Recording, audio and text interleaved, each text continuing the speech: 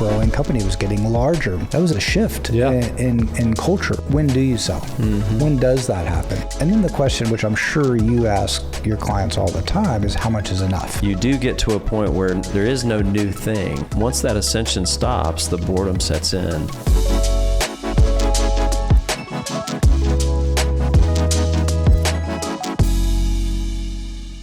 Welcome to Decision Points. I'm Doug Hudson. I'm Scott Wood. And if you're watching, listening to us, welcome. And big welcome to our guest, Russell Moon. How we doing? I'm doing great. Thanks for having me. Yeah. I like your outfit. Nice shorts and t-shirt. Why he and I are all dressed up. And he's dressed for 100 and whatever, 7-degree day or whatever it's going to be outside. No, you said it earlier. He's dressed. Because he's retired. Because he sold a business. He exited well. That's right. It was a promise I made to myself. I would never wear a tie again. And I've held that promise. Russell, you've done a lot of things, and you did a lot of it pretty early. You're intimately aware of the challenges of entrepreneurship and navigating the sale of a business, because in 2005, you sold Skinceuticals, a skincare product line, to L'Oreal. You went on to found Perio Sciences in 2010, developing groundbreaking oral care products and disrupting the conglomerate heavy oral health industry. Certainly near and dear to, I know, my family's. 2014, you launched Tooth and Tail, offering easy-to-use, breath-freshening oral hygiene for products for dogs and cats. We're going to jump in, a big topic with you, exiting and retiring young, whatever that may. So, Russell, thanks for making time to be with us. Absolutely. I'm glad to be here. Where are you from? Originally from Nashville, and I came to Dallas in '86. I attended SMU. Yeah. And I've been here ever since. So I guess I ought to say I'm a Dallasite at this point. Man, your town is blowing up, though. Nashville is quite all the rage now. Do you still have family in Nashville? I do. Well, actually, they're in a little town called Franklin, which is just south of Nashville. Yeah. But Nashville is going crazy right now. You don't recognize it, probably. Most of the people downtown in Nashville aren't from Nashville. Yeah, right. Yeah. And I mean, I've spent a little bit of time there with some of the publishing work that I did, but Franklin is blowing. I mean, obviously, when a town like Nashville blows up, everything around it kind of goes with it. So, do you have siblings or? I have a sister, and she's in downtown Nashville right now. Yeah. Yeah, she's a therapist, and living a great life. Yeah, it's awesome. Yeah. So, school, everything there. Did you graduate high school from there? Actually, no. I moved around a bit. Parents were divorced, and so I went from Nashville to small town Kentucky, to a town called Glasgow, Kentucky. No way. And then my dad moved overseas, so from there I went to Singapore, and then back to Glasgow, Kentucky for graduation. Man, we got a lot to dig in here. So you're living with your dad most of the time and traveling, living some with your mom and with your dad? It was about 50-50. Yeah. So 7th and 8th grade, I lived in Bangkok. Talk about culture shock. Went from Bangkok in 7th and 8th grade to small town Kentucky in 9th grade, and then to Singapore sophomore year, and then back to small town Kentucky for junior, senior. You know, Scott and I, we had a conversation today. Like 7th grade, maybe 6th, maybe 8th. It's like the worst year for everybody. I mean, adolescence, right? Your eyes are like open to all this stuff. And he and I had shared some stories. You're doing that in Bangkok. So what's a core memory from that? What's maybe a really kind of a difficult one, or maybe like a really happy? What are some core memories from the early years? The memories are primarily around culture, as you might imagine. I mean, just the way people traveled around, didn't speak the language. It was, a Buddhist country. So the things that I saw every day were just, completely foreign. Yeah. But some of the more enjoyable memories were some of the festivals. There's a festival called the Loy Krathong Festival, where a little floating, I don't even know what made them float, but they had candles on them, and they would send these things out into a lake, and there were like hundreds of thousands of them. We went to a elephant soccer game where the elephants were playing soccer. I mean, just stuff like that you can't make up. And they all have jerseys on? No, the riders did, but not the elephants. Incredible. Yeah. So You remember any of the team's names? No. Yeah. No. That was a long time ago. How many goals do they score in a game? I think they scored a few, if I remember No correctly. way. Yeah, the Elephants could kick the ball pretty good, and they'd get running. So and is going. the goalie like a person, like a jockey on a horse on an elephant? Is that? I don't think there was a goalie. I think that the Okay. goal was just to run up and The down. goal is open. Yeah. Open goal. Let's I am keep it YouTubing this limited. after. I'm YouTubing this later. Yep. True story. And when I was there, which I have to do the math, I think it was like 74 to 76. Chiang Mai was a really, really small town, and I understand now it's absolutely Interesting. blown up. But one of the scariest memories was we were in Chiang Mai and decided to take a walk behind our hotel, which was, to some degree jungle. I mean, the grass was maybe 6 feet high. We walked out. We see some deer prints, and my dad smells like this cat pee smell and kind of gets a sixth sense that maybe we should go back. We turn around and go back, and we see these big, what were most likely tiger paw prints. Mm-hmm. And so we theorized that we had just kind of walked between him and his dinner, and it was my sister was in 4th, 5th grade. She was small. She would have been a snack. So, wow. Once we got back to the hotel, he kind of laid it out what he thought happened to us, and that was jungle scary. is the tiger's house. I'm going to stay here on dry land, so to speak. What was your dad's business? What took him overseas? He was an attorney. Okay. Yeah, he was working with American oil companies in the Gulf of Siam. Okay. Yeah. Pretty cool. Yeah, so obviously the international, that's when you and your sister are living with your dad. Obviously back in Kentucky, that would be with your mom. Yep. I gotta believe, I don't want to jump too far ahead, but did that help bring you into the cosmetics business potentially? Any of that overseas or? No, absolutely not. Not related to it. The way that we started the cosmetics business was actually a really funny offbeat story. After I graduated from SMU, I was working in the mortgage business. This was in the early 90s, and rates were on their way down. And so there was a government program called the FHA Streamline Program, which allowed borrowers to essentially get a 0.5 point higher rate and not pay any closing costs. And it was a very simple program. And so a young person out of college was able to do it, and I started doing it. Worked for a company, and after about a year, I was like, you know what, I could probably do this on my own. So I started doing it on my own, started advertising in the Dallas Morning News, and we started getting a lot of calls and a lot of customers. So I recruited some of my friends who were just graduating at the time, and one of the fellas' names was Alden Pinnell, and he was a fraternity member of mine, and he had graduated, and I hired a few other friends, and so this business was going great. In the summer of 94, really in the spring of 94, interest rates started going up, and that business, it dried up instantly. If there's not, a rate delta, then it just didn't work. So we had made a little bit of money. I mean, we were in our early 20s at this point. And so we had... And back me up real quick. What is the business? What are you selling, or what was serving? We were refinancing homes that were backed by the FHA under a program called the Streamline Program was the name of it. But essentially you're learning marketing and advertising and selling at that point. That's what you're really learning, maybe?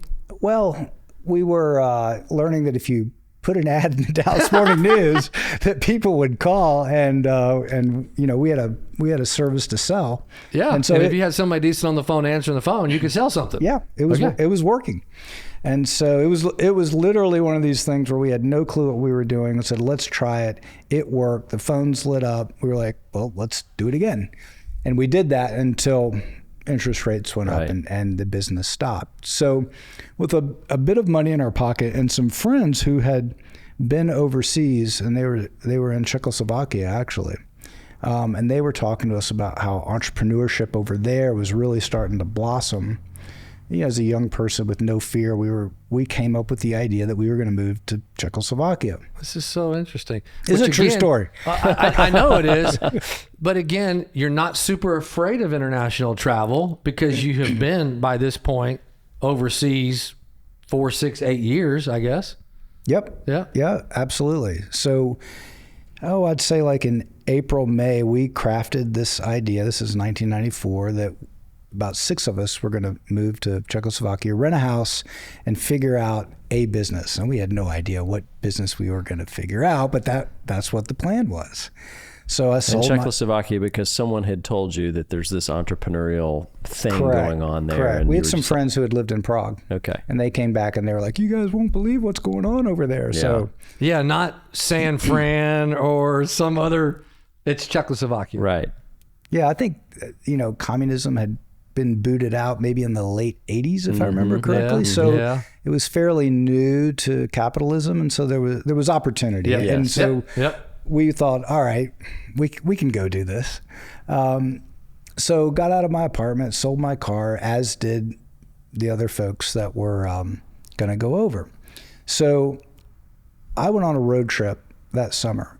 And what I didn't know what was going on was Alden Pinnell, who was working with me, was going up to Duke and going up to Toronto. His father was the chief of dermatology at Duke University. Okay. There was a company in Toronto that was making a skincare product that used Dr. Pinnell's patent.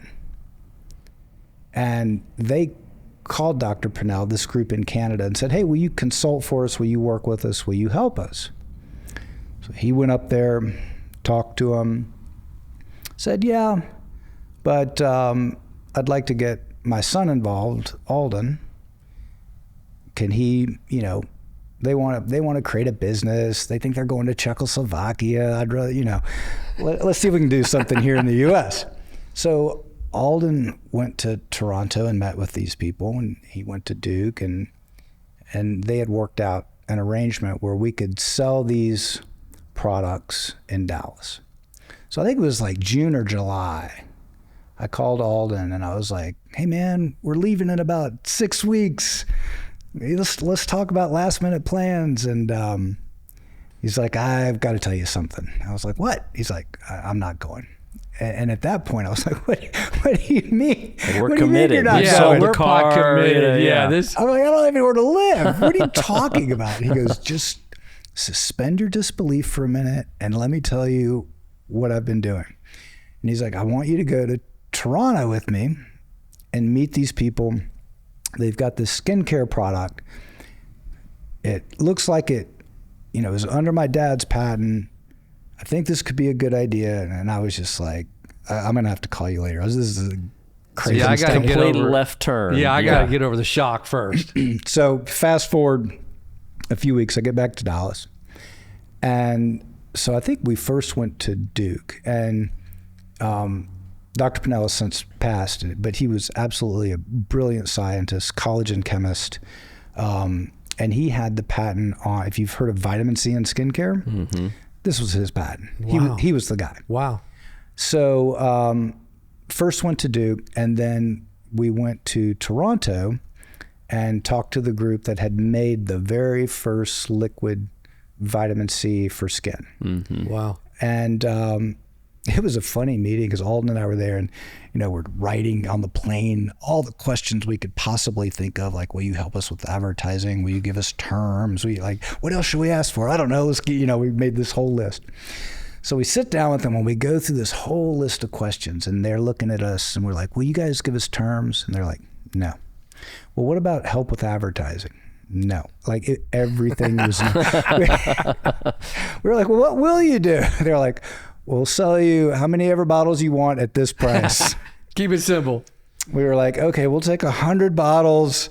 And so we packed up a duffel bag. I mean, true story, put it into our luggage and fly back to Dallas. No way. He had gotten an apartment. These are like 100 small bottles, or these are just little so single. It's kind of an iconic bottle now, but it was a brown amber bottle. It's 30 milliliters with a little dropper on top. Yep. That bottle hadn't even, been out there. So even the form this. factor was innovative. Yeah. Yeah. Yeah. And, so we brought these bottles back to Dallas, and he had gotten an apartment. We line them up on his desk at his apartment, and I'm like, well, I need somewhere to stay, and so he lets me sleep on a futon in his living room, and we're just looking at these bottles like, what in the heck are we gonna do? What'd you pay per bottle? Oh, I can't even remember at this point. It was probably like $15 or $20, and we were selling them for $37.50 or something like that. I don't remember the economics. How old are y'all? So I think I'm 24, 25, and he's 22, 23. So there were 6. How many people were going to Czechoslovakia? There were about 6 of us. So did the other 4 go? No one That went. trip never. That project never happened. That never happened. The people that were in Dallas ended up working with us at the company. Mm-hmm. Yep. Yeah. So Dr. Pinnell had the ability to get on TV and create media.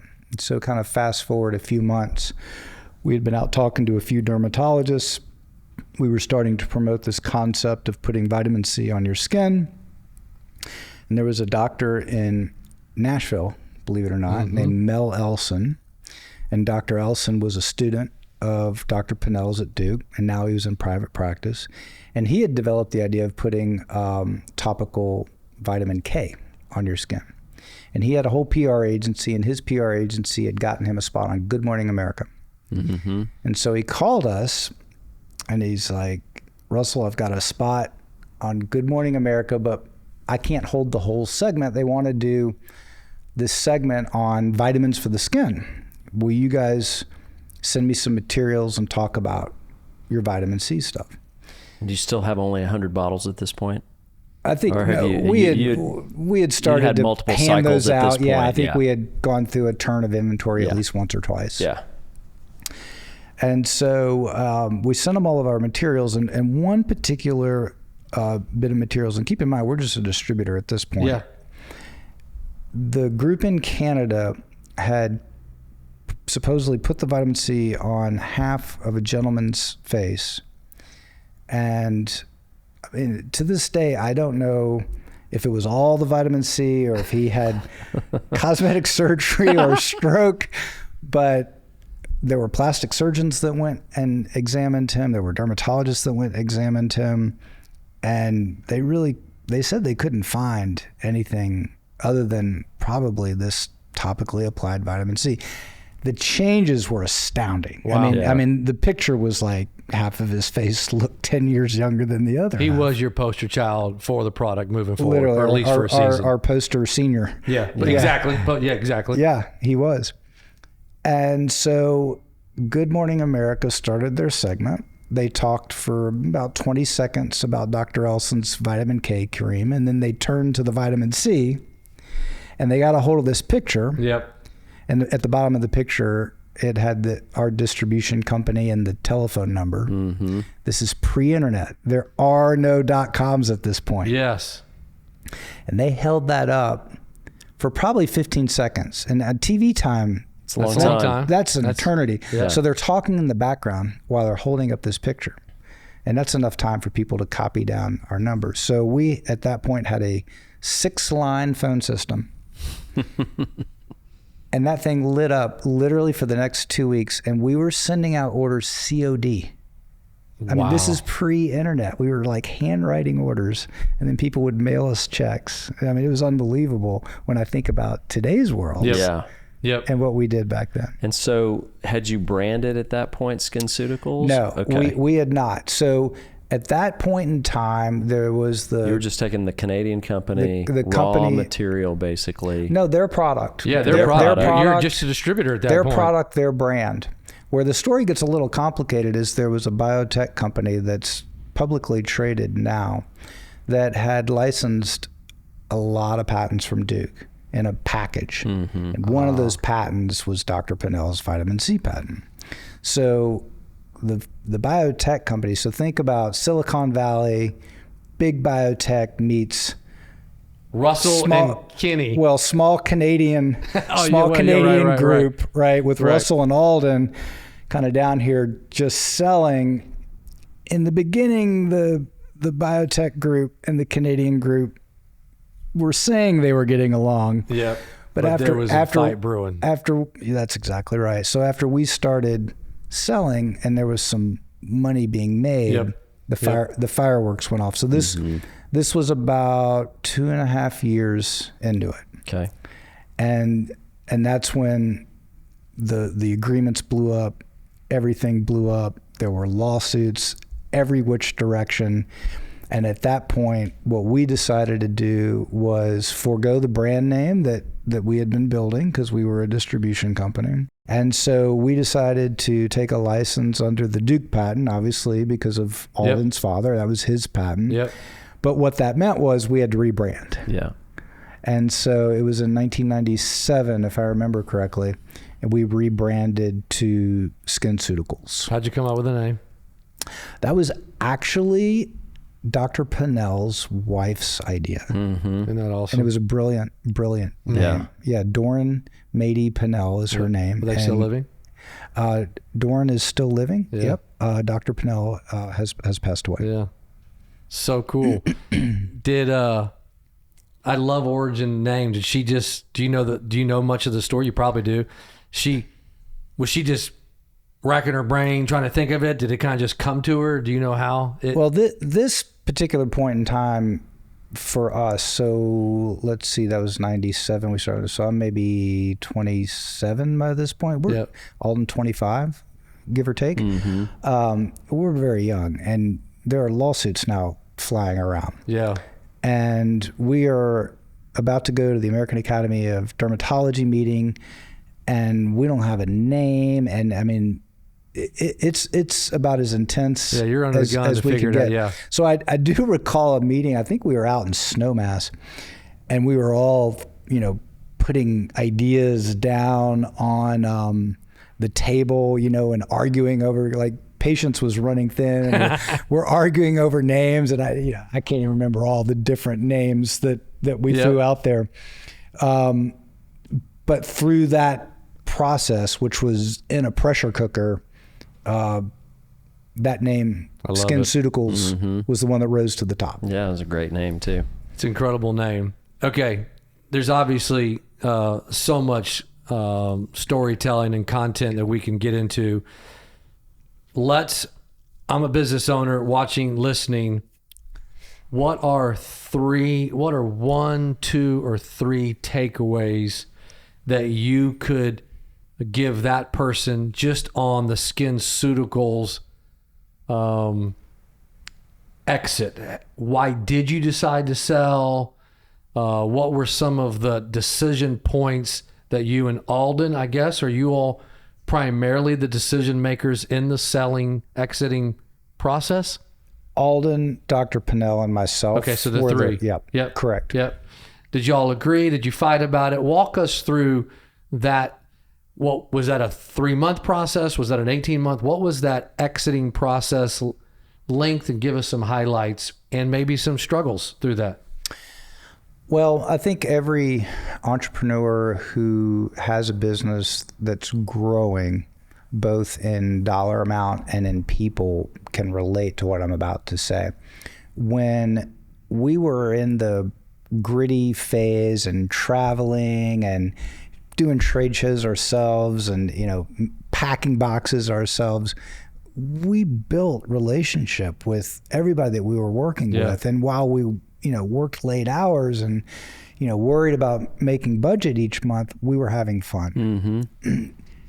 At about, 80 people-ish. And roughly millions in sales, how much? Oh, I'd say, 25 at that point. Okay. 25 million-ish in gross sales, 80 people. 80 to, somewhere between 80 and 100 people. It's more than 10. We kind of lost the small company feel. Some things started happening. I didn't know every person's name, like, off the top of my head. Things that Alden and I would talk about as, 20 somethings in goofing around. We now had to kind of watch what we say in public, and we were in the paper a bit, and so the dynamic of the company just started changing. It was a growing company. It was getting larger, and for us that was a shift in culture for sure. And there were aspects of that we liked, and there were aspects of that we didn't like. And you guys you're 30 at this point? Oh, no, roughly? no. Okay, so if we're right about selling, I was 37. Okay. Yeah. Yeah, so right before we sold, the company I think was on pace to do about 35, 40 million, something like that. Yep.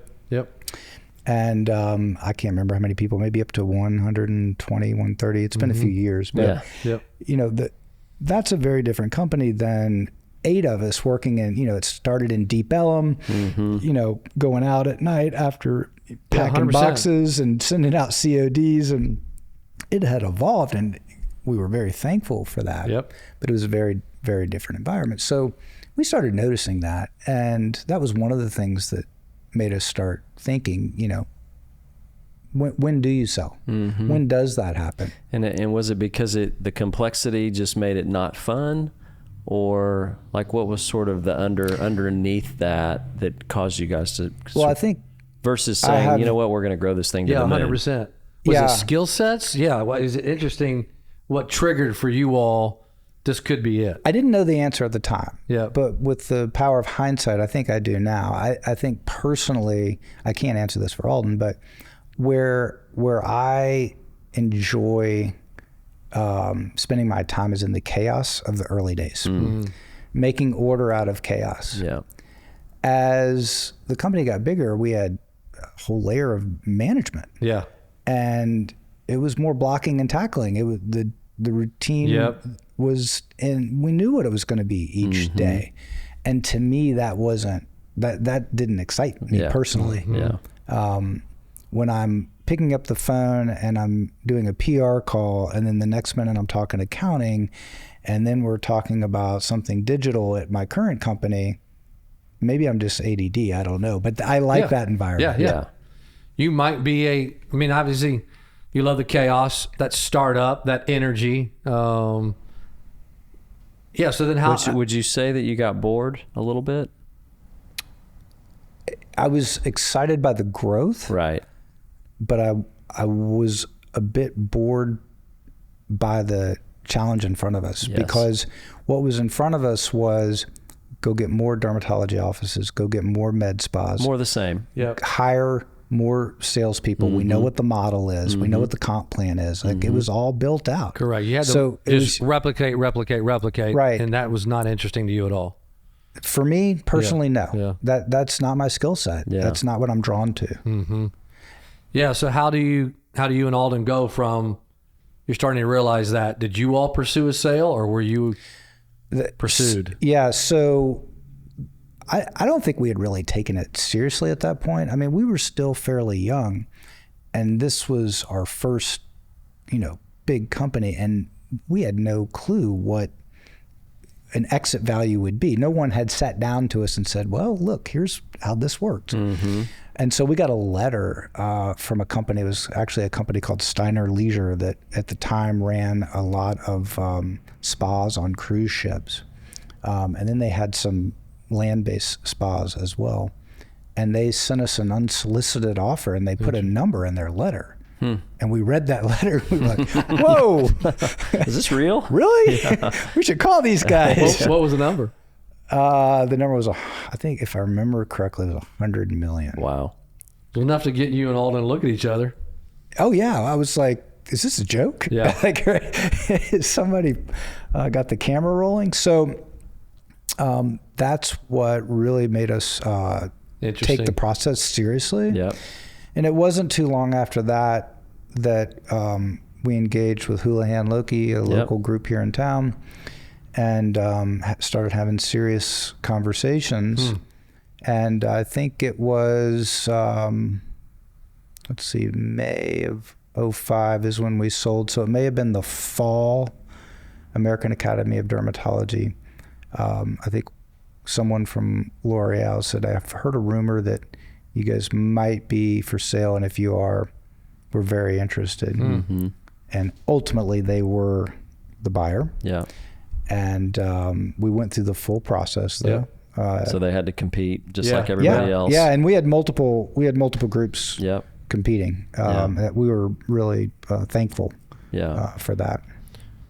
Did Houlihan Lokey walk you through that whole process with L'Oreal and everything? So you stayed the course and walked through that process? Yeah, we kept running the business. Yep. And we built the book, we sent out the teasers, we did the follow-up calls, we made, I can't remember how many presentations, but we made a lot of presentations.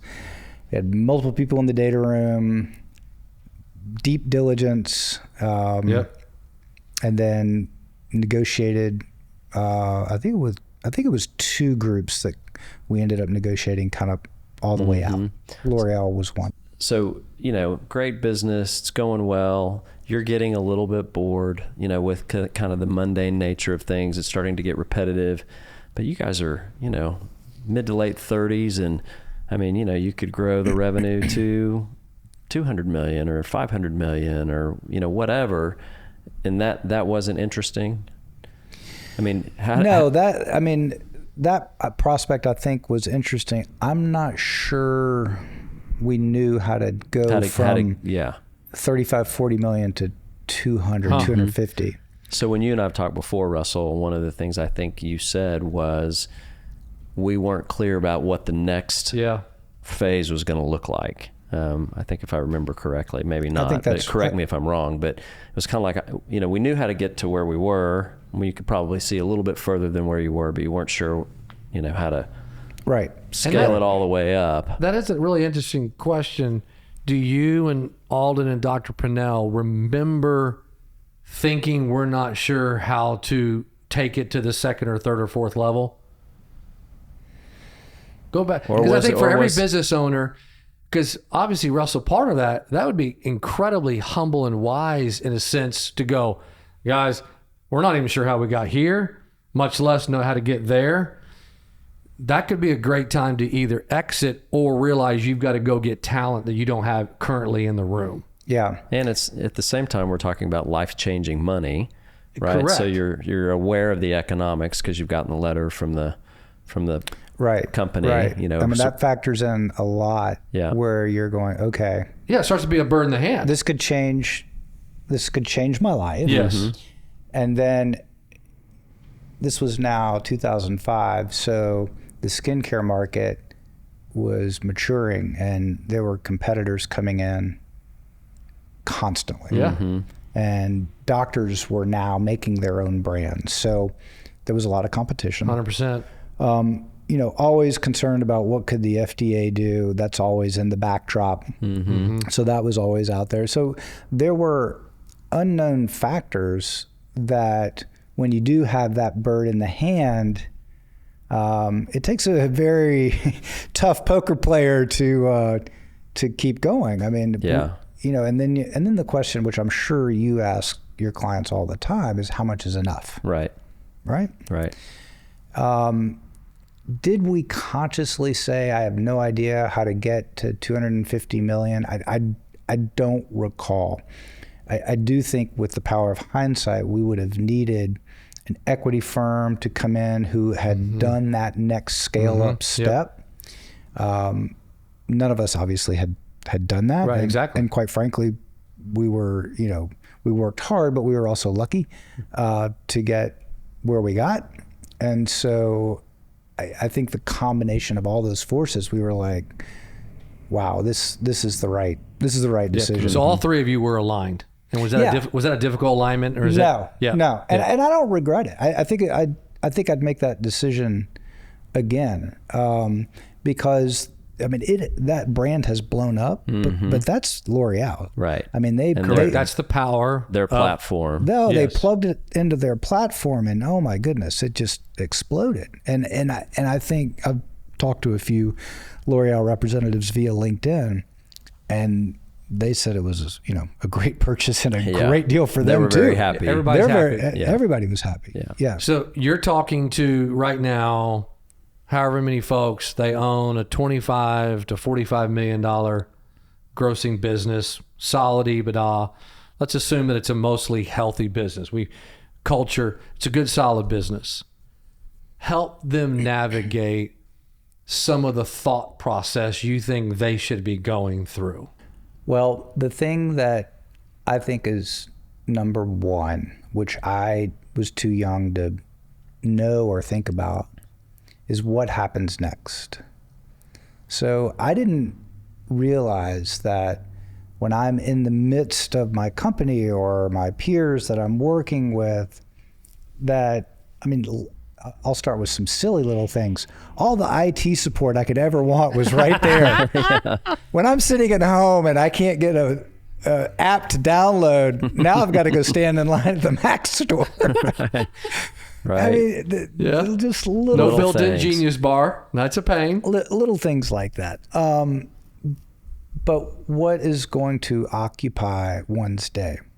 And for me, I had a lot of my accolades and personality and pats on the back and who I was wrapped up into this role. Pretty normal. And so very normal. When that role went away, and by design, we were out in 3 weeks. We sold 3 weeks later. Done. Like move your office. Yeah. Which was by design. It was like, ooh, there's a identity hole there. Mm-hmm. And how are we going to fill it? And I've talked to you very seriously about this, Scott. Yeah. I filled it with behaviors that weren't that great for me. Yeah. And I really had to do some soul searching over the past years and have learned a lot. But for any entrepreneur who is seriously thinking about selling, this identity that you've built, especially if you've built it from the ground up, it's interwoven, right? Mm-hmm. With who somebody is. True North is interwoven to who you are, Scott. Yeah, that's right. And so if that goes away, the question is, who am I? Who am I, and what do I do? And why am I here? And so I would encourage somebody to spend a considerable amount of time with those questions. Mm-hmm. And understand the answer to those questions. And it doesn't have to be, I'm going to be this guy or that guy. But what I can tell you is I thought, okay, I'm going to play golf every day and I'm going to coach every team on my kids, sports. I'm going to go to dinner. I even had these ideas that I was going to spend, 2 hours a week in the library reading a new book that I hadn't read before. I did do all the coaching, and I loved every minute of that. How many kids? I've got 4. 4 kids, yep. I did play golf every day, and I got down to like a 6 handicap, I think. And then I got sick of it, and I'm like, I'm never going to be that great. 6 is pretty good, though. It was. But again, had you got to scratch, there's okay, always now you're scratch. Correct. There's always somebody better. There's always somebody worse. Right. And so the idea of like, I'm going to go live on a beach for the rest of my life is fun for a period of time. Mm-hmm. And then it gets boring and it gets routine. And that hole doesn't get filled with those fantasy activities that I think kind of the world says, sell your company and here's what you're going to do for the rest of your life. It just doesn't work that way. At least it didn't for me. That's right. Russell, this is such a powerful conversation. I mentioned this to Scott a couple of months ago, and I was a part of this inspirational luncheon thing held weekly for many, many years. And we would always bring in these Russell Moons, successful. And I was in my 20s. I had a lot of friends in my 20s. There were people from their 20s to their 80s in there, but the bulk were 20s to 50s. And we would just every week kind of parade these very successful people in front, and they would all say exactly what you just said, that money can't buy purpose, essentially. And I said to Scott, all I can remember is every single one of me included, all my friends, yeah, but I'll be different. I'm willing to take a chance on that. What are you going to say to that person? Russell, I understand that the beach and the golf didn't work and the kids, I'll find purpose. Human nature says, just if I could just have that 50 million, 20 million, how much, 100 million, whatever that number is, why is that not going to work?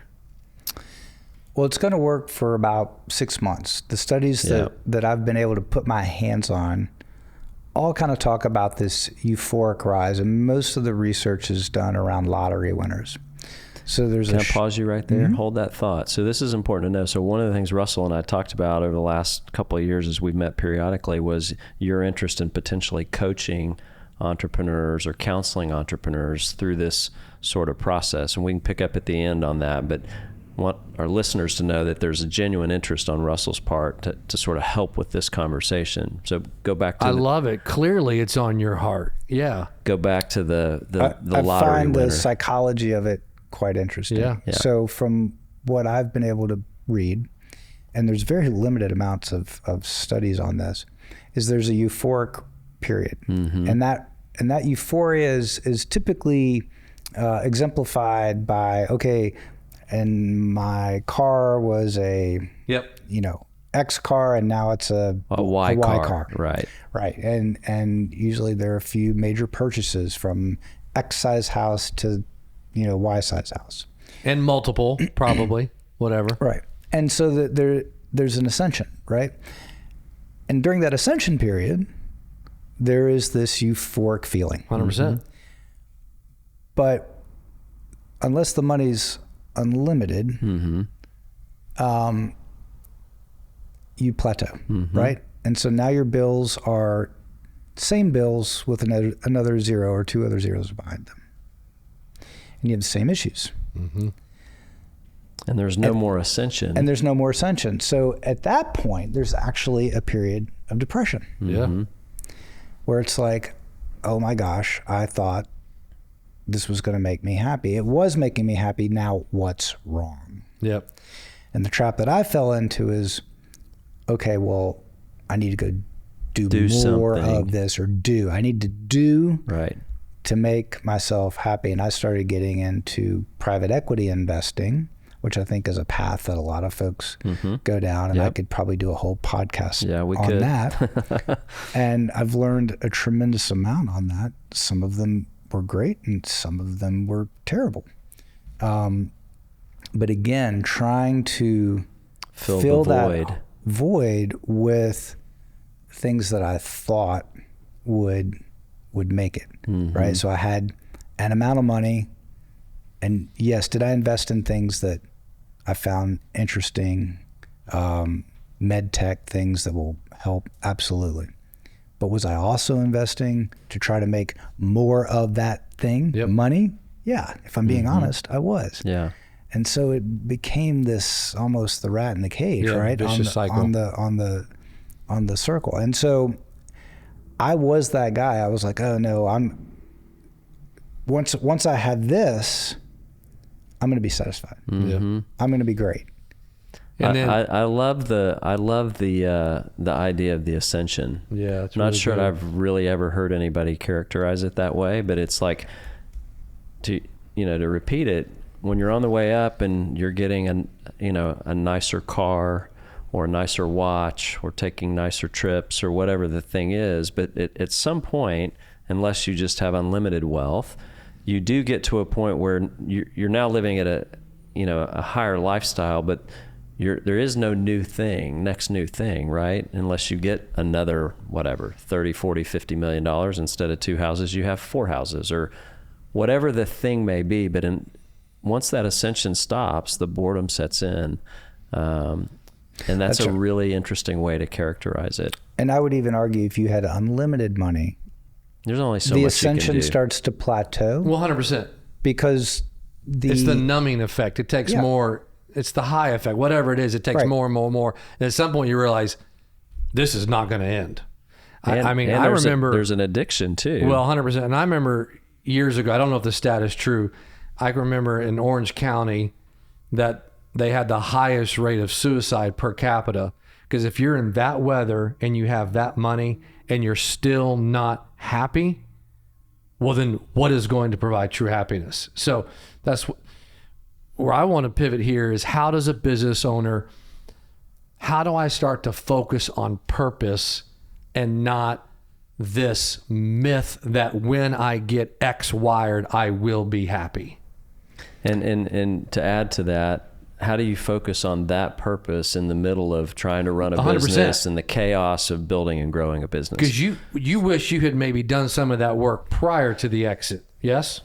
For sure. How do you carve out the sure. time? Yes. Well, that is an interesting question, because what I think the answer is it's work within. It's within me.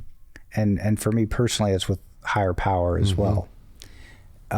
Only I can make myself happy. I can choose what to focus on. I can choose what to think about. I can pick the thing to worry about today, or I can pick the thing to be thankful about today. That's good. This worked for me, and maybe I'm a special case, but it has taken a long time. I've put a lot of hours into this. And so you ask the question, how do you do this while running a business? And that's very difficult, because you have to be very intentional about it. What I can tell you is I'm a huge advocate of groups, accountability groups. Okay. That's good. Whether that be groups in the recovery community like AA, all the way down to YPO and EO. Groups that help keep an individual accountable to goals that they're trying to do.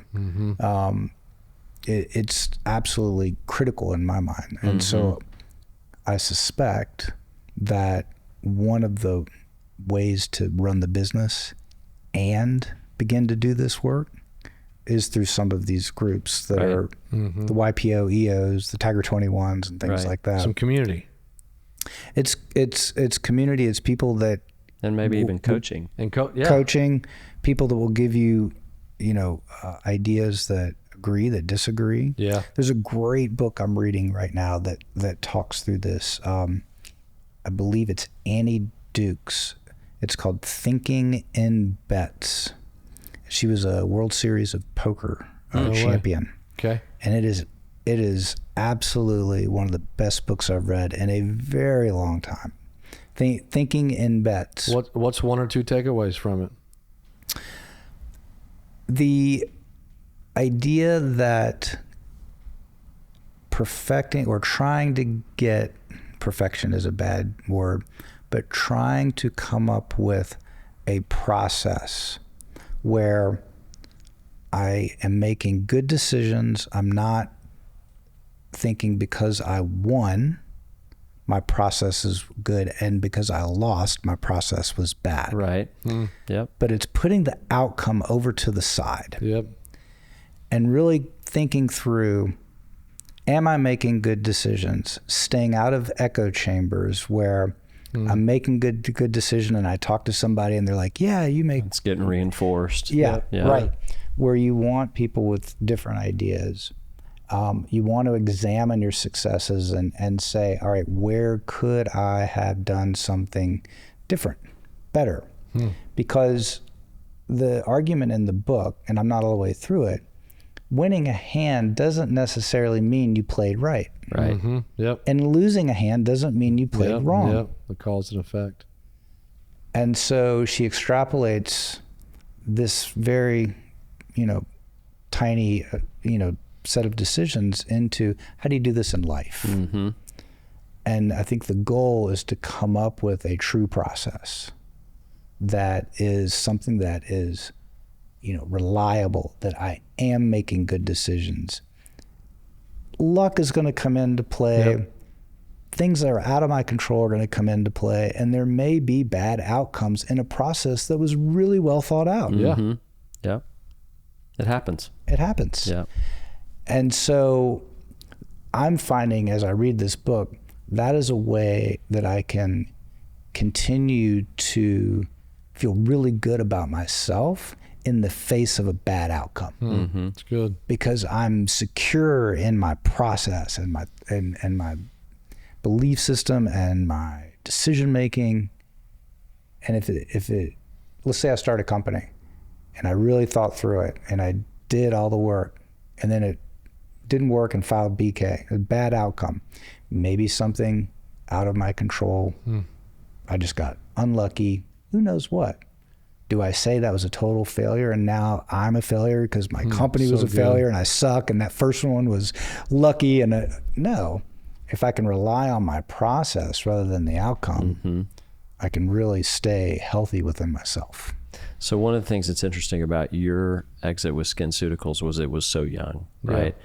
I mean, so at 37 years old, you know, you've basically are set for life, right? And so now you've got, you know, hopefully we live a long time, but you live into your 80s or 90s, and so now you got 50 years of time to fill. So now what? Like now, how do you think? You know, you're downstream now, 20 years from that event, but now how do you think about the go forward from here? Well, the immediate go forward is I have a new company that I actually started on the heels of Skinceuticals. I took the antioxidant technology that we were applying to skin and patented it for oral care, for the mouth, for the gums, for healthy gums.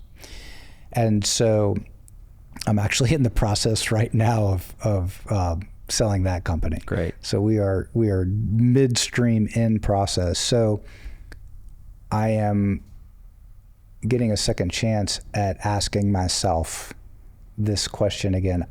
I know with this particular sale, it won't be like the previous one. It won't be 3 weeks and you're out. I will have commitments a year or 2 or 3 after the sale, which actually dovetails nicely because my youngest is a rising junior. About that time, she'll be off to college. And, you know, within the next 4 years, I think I will be asking myself, okay, what's next? What is next? What is going to give me purpose? Is it another startup? Is it making order out of the chaos? Or is it something like what you mentioned? You know, I've been contemplating going back and getting my master's in psychology and focusing on this as my thesis. Yeah. So this area is very interesting to me now because I think it's interesting to me because I probably made all the mistakes that could be made. And the person that skates through and does it perfect, they don't know the mistakes, and so there's no teachable moment there. 100%. Right. Yeah. And exactly. Yeah. Go ahead. Well, I was just going to say, so, you know, this is part of why we're doing these podcasts is because, you know, we recognize that there's a lot of guys and gals out there that have not sold their businesses yet, who are going to exit at some point. And, you know, how can we help people exit better? Yep. We use this statistic a lot of, you know, 75% of all business owners and entrepreneurs profoundly regret, are the words that are used in this study, profoundly regret selling their business 12 to 18 months post-transaction. So, okay, why? Why is that? And there's lots of different reasons, but one of them is certainly that, you know, there's no purpose post-transaction. You know, they go through this dream phase where life's going to be great and I'm going to, you know, be on the beach, or I'm going to get my handicap to 1, or whatever the thing is.